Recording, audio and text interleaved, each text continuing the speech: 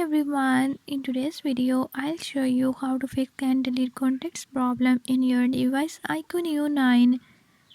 In this video I'm going to show you how to fix this problem.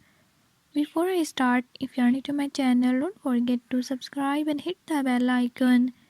Watch complete video and learn how you can do it. Let's watch the video.